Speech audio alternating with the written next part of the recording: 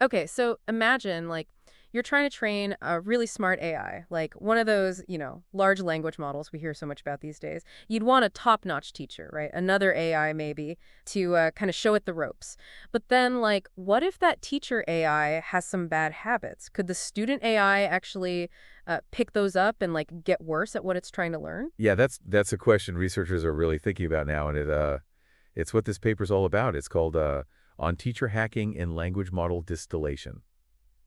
Pretty interesting stuff. Right. So this whole idea of AI learning from other AIs, it's called knowledge distillation, right? It's kind of it's like an apprenticeship, sort of. Exactly. You have a much bigger AI, more complex, kind of like the master, and then a smaller AI, the student, trying to learn to mimic what it does.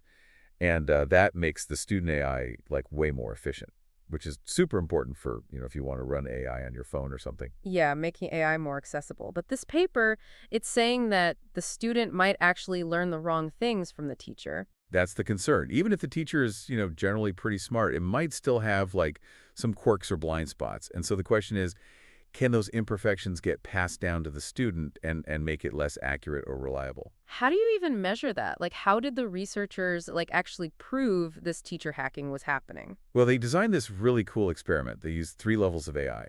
First, you have what they call the oracle. It's like the ultimate source of truth, like the gold standard. So the oracle's like the perfect teacher, the one with all the right answers. Exactly. And then you have the teacher AI, which is still, quite intelligent, but not quite at the oracle's level. And then finally, you have the student AI who's learning from the teacher. Okay, I see where you're going with this hierarchy thing, but how does this help them figure out like the teacher hacking thing? It's really clever because they can look at two things. First, how close the student is to the teacher, like how good of a copycat it is. And second, how well the student actually does on the task compared to that oracle, the one that has the perfect knowledge. Oh, that's smart. So they can see how well it's mimicking and how well it's like actually learning the task itself. So what'd they find? Did they find any evidence of this teacher hacking? Oh yeah, they found something super interesting when they used a fixed set of training data.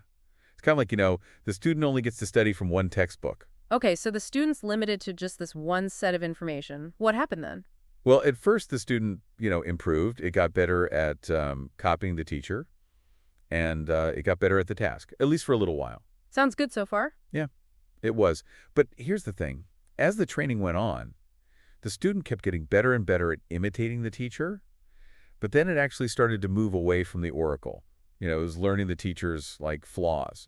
So even though it was becoming a better copycat, it was becoming less accurate. Like it was learning the wrong things. Exactly. It's like the student got so focused on copying the teacher's style that it kind of missed the big picture, what it was really supposed to be learning. And this is the teacher hacking they're talking about. That's it. The student was basically hacking the teacher's knowledge, learning its quirks, its biases, rather than the actual skill, right? And they actually saw it in the data. They saw this U-shaped curve. A U-shaped curve. What does that show exactly? Well, they were measuring how close the student was to both the teacher and the oracle, right? And so, like, at first, as the student improved, both measures went down, which is good. But then, even though the student kept getting closer to the teacher, it started to get farther away from the oracle. So it was better at copying, but its understanding was going down. Kind of scary, isn't it? It is. It shows you, like, you can't just blindly copy a teacher, even if it's a smart one, right? So what can you do about it? Did they have any solutions for this teacher hacking? Oh, yeah, definitely. They found some really cool strategies to prevent it, or at least, like, mitigate it. And that's what we'll talk about next. So they found that AI can like pick up bad habits from its teachers. That's a little unnerving, but I'm curious about those solutions you mentioned. Is there a way to, train AI so it doesn't do that? Yeah, actually there are, and some of them are, like, surprisingly simple. One of the best ways to prevent this teacher hacking thing is to use what they called online training. Online training. So that means like the AI is learning from the internet. Not quite. It means the data it's learning from is it's constantly changing, being updated. It's like, instead of being stuck with that one textbook, the student AI gets new information, new examples, all throughout the learning process. Oh, I get it. It's more like real world learning, not just memorizing a bunch of facts from one source. Yeah, exactly. And the researchers found that even a little bit of that dynamic online data can really make a difference. Like sometimes just adding 10% of online data really cuts down on the teacher hacking. So a little bit of real-world experience goes a long way. Makes sense. But what if you can't use online data, for some reason? Like what if you're working with a limited data set or things just can't be constantly changing? Are there any strategies for those situations? Oh, absolutely. Even if you're like stuck with a fixed data set, there are still ways to make the training better, less likely to, lead to that teacher hacking. Okay, good. What are some tips to avoid those AI bad habits? Well, one important thing is diversity. Even within that fixed data set, you want to make sure the AI is exposed to a bunch of different examples, different kinds of challenges. So it's like instead of shrilling the AI on just one specific problem, you give it like a broader education. Exactly. It's about giving the AI a more well-rounded understanding, not just teaching it to parrot the teacher. Variety is the spice of life, right? And AI training too, apparently. What other strategies did they find? Another good one is having the teacher AI give multiple solutions for each problem instead of just, one right answer. Oh, that's interesting. So the student gets to see like different ways to approach the problem, different perspectives. Exactly. It's like, showing the student multiple ways to solve the same math problem so they get the concept, not just memorize one formula. This all makes sense, but it's like mostly about text generation, right? Since that's what the paper was about.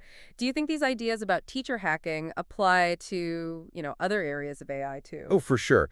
I mean, the main idea here is that AI models can sometimes figure out like how to exploit shortcuts or loopholes in the training instead of really learning what they're supposed to. So it's like they're gaming the system, not really understanding it. Yeah, exactly. And that can happen in all sorts of AI applications. Like, for example, all the buzz about reinforcement learning from human feedback, RLHF.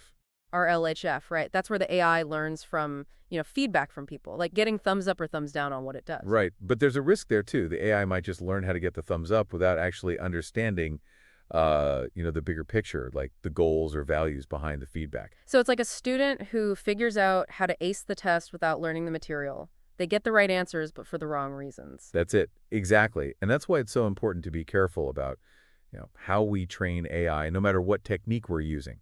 We have to make sure they're learning the right things for the right reasons. This whole teacher hacking thing, it really makes you think differently about how we design and train AI. It's not just about making AI smart, it's about making sure it's smart in the right way. Yeah, I agree. It's a subtle but important difference. Since this paper was about text generation, are there other areas where we might see this teacher hacking? Like, what other types of AI could be picking up bad habits? Yeah, like what other kinds of students could, be learning the wrong things from their AI teachers? Well, think about an AI that's learning to drive a car, right? If it's learning from data of a human driver, and that driver has some bad habits like tailgating or not checking their blind spots, the AI might pick up those same habits, even though it's not like specifically programmed to do that. Whoa, yeah, like it's learning by example, but the example's not so good. Exactly. Or what about AI that's used in healthcare to diagnose diseases? If it's trained on data that has like biases, like maybe certain groups of people aren't represented enough in the data, the AI might not be as accurate for those groups. That's a little scary, actually. It shows you have to think about like those biases in the data, even if the AI itself is supposed to be neutral.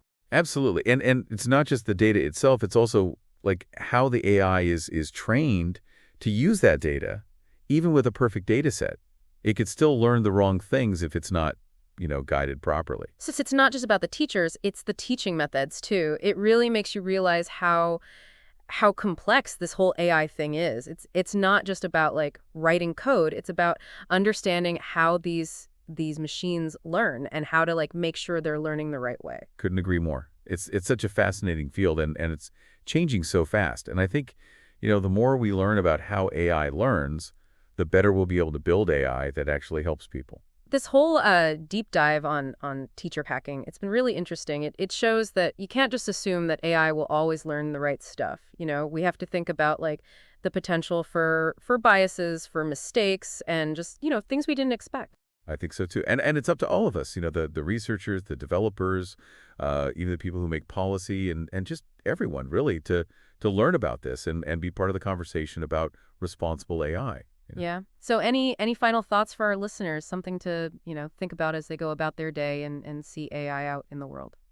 I guess I would say, AI is a powerful tool. And like any tool, it can be used for good or bad, right? So it's up to us to make sure it develops in a way that helps everyone. Stay curious, Ask questions and don't be afraid to really think critically about how AI works and how we should be using it. That's a great point. It's all about knowledge is power, as they say, especially when it comes to AI. Well, thanks for joining us for this deep dive into teacher hacking and why responsible AI training is so important. Until next time, everyone, keep learning.